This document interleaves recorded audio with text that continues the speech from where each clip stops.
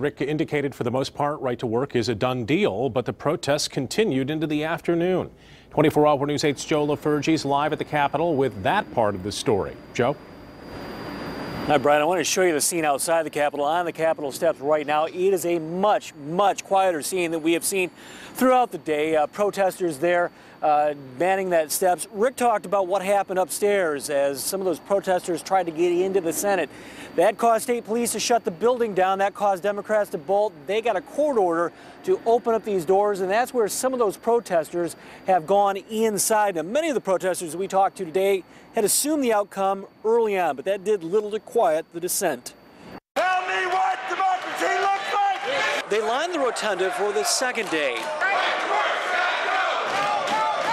Protests eventually spilling out onto the Capitol steps, where a large contingent of pro-union, anti-right-to-work demonstrators clash with a few brave souls supporting the measure. What about union members that want a union, but they don't want to donate their money to a philosophy they don't believe in, meaning the Democratic Party? Some protests got out of hand. State police say they had to use pepper spray against some of the protesters inside the Capitol.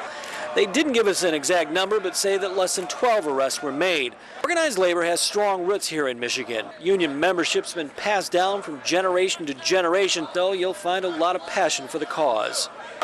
We're still here. We're still going to fight even when the odds are stacked against us. I know that they're saying that right to work will make more jobs, but I don't think that. I believe that right to work is going to hurt the people out there. And to take that away by this kind of right-wing attack by the Republican administration is a disgrace to everything Michigan has stood for decades and decades.